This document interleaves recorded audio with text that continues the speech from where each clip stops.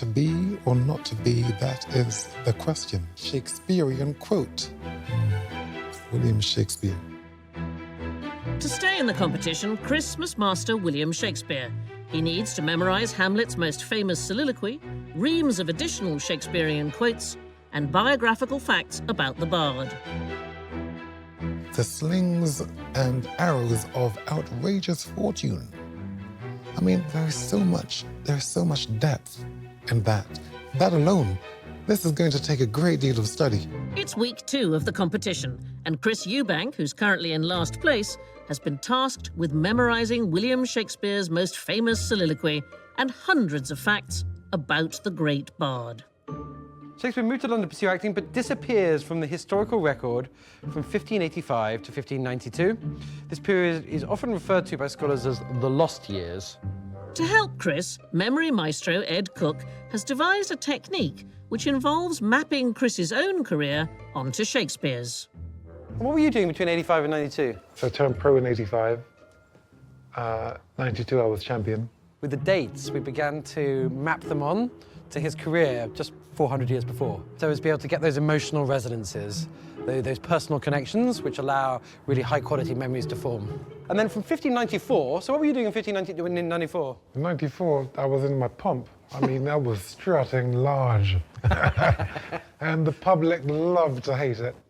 Let's just map that onto Shakespeare's life. And again, this is the principle of memory. All memories are connections with other memories. Right. So this is Shakespeare in his pomp, but his pomp as an actor, in a company of actors called the Lord Chamberlain's Men. And the Lord Chamberlain were actually renamed the King's Men in 1603. Did anything happen to you in 2003 with any connection to a king, just to try and tie it into your own personal narrative? Probably I was speaking to Prince Charles at that time. Uh-huh. Yeah. Yeah, great. OK, so yeah, let's have you and Chucker. It's 2003 now. It's a little bit of a narrative. Yeah. We've got the lost years, which were 1585 to 1592 are the lost years. Yeah, yes? amazing. So I'm acting at the Lord Chamberlain's Men, yeah. men, Yeah. the Lord Chamberlain's men. Yep. You're speeding up. I love it. I'm so impressed with you.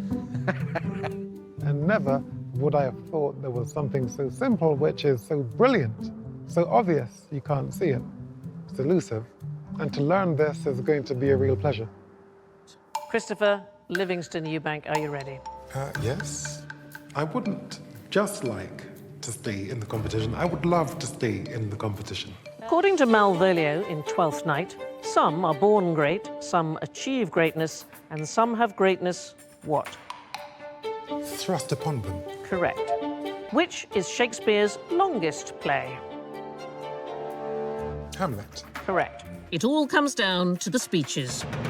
Right, this is your big moment.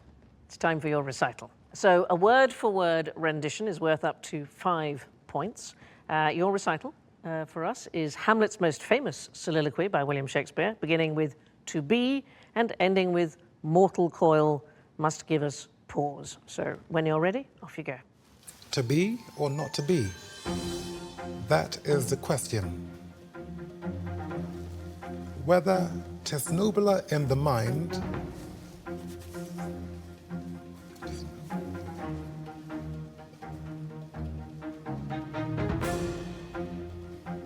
to suffer the slings and arrows of outrageous fortune, to die,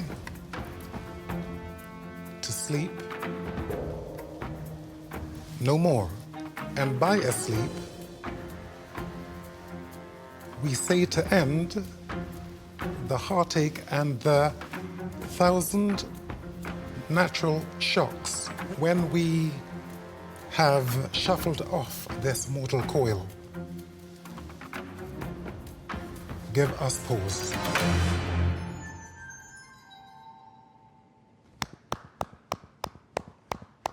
Do you know, that was wonderful. I have heard that speech, I don't know, dozens and dozens of times. It was actually extremely moving to watch you do that. Well, when the heart palpitates, it makes you work. Yes. Now, there were possible 5 points for the speech. I'm afraid you only got 3, but it breaks my heart, the 2 mistakes, because they're so slight. I think you should be thrilled with what you did. You get a total of 12 points.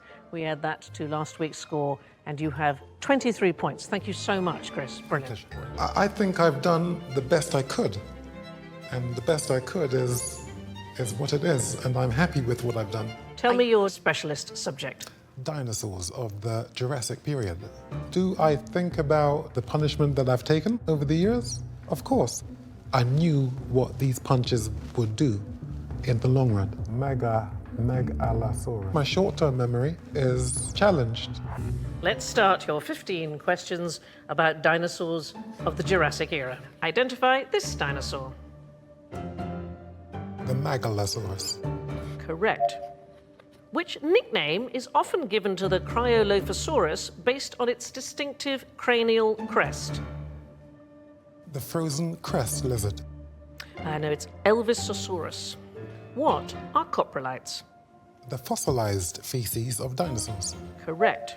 Which dinosaur had a horn-like nasal crest, giving it a name that means horned lizard? The Catarrhatosaurus. It's incorrect. It's the Keratosaurus. The word dinosaur was coined in the 1800s by which anatomist? His name was Richard Owen. Correct. Identify this dinosaur. The Brachiosaurus. Correct. Which dinosaur's name literally means volcano tooth? The Valcanodon. Correct. Which mid-Jurassic dinosaur's name literally means hidden dragon? The Yinlong. Correct. The Cretaceous period. Correct. The Chongqingosaurus. Correct. Right, we're on question 15, my final question. Dinosaurs are divided into two types. Lizard-hipped dinosaurs, known as saurischians, and bird-hipped dinosaurs, which are known as what? Ornithischians. Ornithischian is correct. You've done fantastically well. You've you. got 13 out of 15. Really well Very done. good. How did you find it? Almost excellent. I mean, I may have pronunciated words slightly different, but I'm very happy with what I've learned. What? I'm grateful for it because it has enabled me to better the way in which I pronunciate my words, Ah, there you go. as you can hear. Yes, of course. When I say Diplodocus, what does that make you think of? Diplomatic, and Michael Dukas, who was a fighter back in the 80s. In 1905, a cast of the Diplodocus skeleton was donated to the Natural History Museum. And that skeleton was affectionately known as Dippy. How can we just remember that? He liked dipping his dumplings into sauce. That is outstanding. Exaggerating those natural tendencies, allowing us to kind of be more robust in the kind of memories we can store.